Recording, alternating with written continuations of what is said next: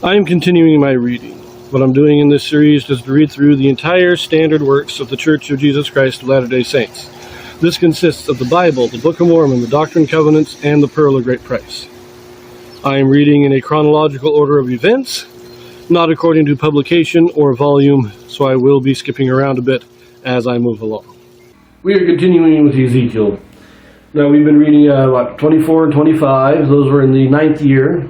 That means they were in the first year of the siege of Jerusalem. We then read the first half of chapter 29 in the 10th year, so in the middle of the siege. We now turn to chapter 26. Because she rejoiced in the sorrows and fall of Jerusalem, Tyrus shall be destroyed.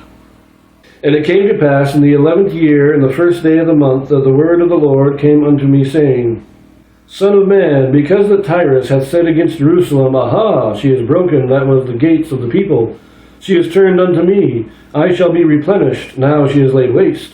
Therefore thus saith the Lord God, Behold, I am against thee, O Tyrus, and will cause many nations to come up against thee, as the sea causeth his waves to come up. And they shall destroy the walls of Tyrus, and break down her towers. I will also escape her dust from her, and make her like the top of a rock. It shall be a place for a spreading of nets in the midst of the sea, for I have spoken it, saith the Lord God, and it shall become a spoil to the nations. And her daughters which are in the field shall be slain by the sword, and they shall know that I am the Lord. So this is again Tyre, the twin cities, Tyre and Sidon. But Tyre and Sidon, they were independent city-states. So Tyre here, or Tyrus, they're saying, now that Jerusalem is destroyed, now that Babylon has broken it up, now I will get all the wealth of it. I'll be able to redirect all the wealth to me. So there's no pity for Jerusalem. There's no compassion there. And so God says he's going to destroy them. He's going to turn it into a place for fishnets. Now, Tyre was a city that was actually built on a man-made island, if I remember correctly. It might have had a small island to start with, but it was expanded. They built an island, and they had a causeway that went from the mainland out to the city. And because of this, it was a city that has never, or had never been conquered. Assyria couldn't conquer it. Babylon did not conquer it. I don't think Persia conquered it. The first people to conquer it are Alexander the Great. He is the first one to actually go out, and he does destroy the city, burns it to the ground, and it has never been rebuilt. So just keep that in mind.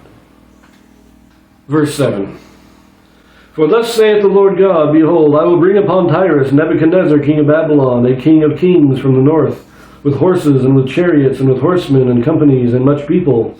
He shall slay with the sword thy daughters in the field, and he shall make a fort against thee, and cast a mount against thee, and lift up the buckler against thee, and he shall set engines of war against thy walls, and with his axes he shall break down thy towers. By reason of the abundance of his horses, their dust shall cover thee. Thy walls shall shake at the noise of the horsemen, and of the wheels, and of the chariots, when he shall enter into thy gates, as men enter into a city wherein is made a breach. With the hoofs of his horses shall he tread down all thy streets. He shall slay thy people with the sword, and thy strong garrison shall go down to the ground. And they shall make a spoil of thy riches, and make a prey of thy merchandise, and they shall break down thy walls, and destroy thy pleasant houses.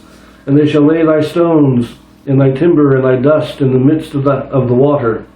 And I will cause the noise of thy songs to cease, and the sound of thy harps shall be no more heard. And I will make thee like the top of a rock. Thou shalt be a place to spread nets upon. Thou shalt be built no more. For I, the Lord, have spoken it, saith the Lord God. Maybe my history is a little more rusty than I thought. This talks about Babylon conquering Tyre. And I could swear that the city was not destroyed until Alexander the Great. Now, Babylon may have conquered. They have moved into it, but they didn't destroy the city. So I guess my history is a little rustier than I thought. I'll have to look it up. Verse 15.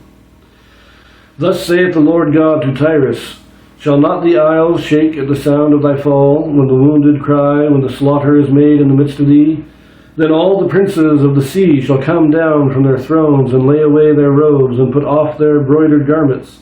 They shall clothe themselves with trembling. They shall sit upon the ground, and shall tremble at every moment, and be astonished at. They shall clothe themselves with trembling. They shall sit upon the ground, and shall tremble at every moment, and be astonished at thee. And they shall take up a lamentation for thee, and say to thee, How art they... And they shall take up a lamentation for thee, and say to thee, How art thou destroyed, that wast inhabited of seafaring men, the renowned city which was strong in the sea, and her inhabitants which caused their terror to be on all that haunt it.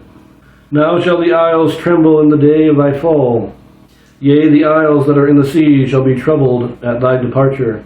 For thus saith the Lord God, When I shall make thee a desolate city, like the cities that are not inhabited, when I shall bring up the deep upon thee, and great waters shall cover thee, when I shall bring thee down with them that descend into the pit, with the people of old time, and shall set thee in the low parts of the earth, in places desolate of old, with them that go down to the pit, that thou be not inhabited, and I shall set glory in the land of the living. I will make thee a terror, and thou shalt be no more.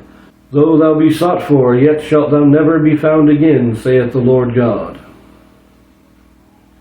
Now this last part, talking about going down into the pit and people of old and all that, that sounds like he's comparing them to the people before the flood, that they will be sent into the spirit prison for their wickedness. Now that's just what goes into my mind. But that's an odd one. I'm going to have to check my history again. But we will see you later. We will pick this up in 27, so see you there.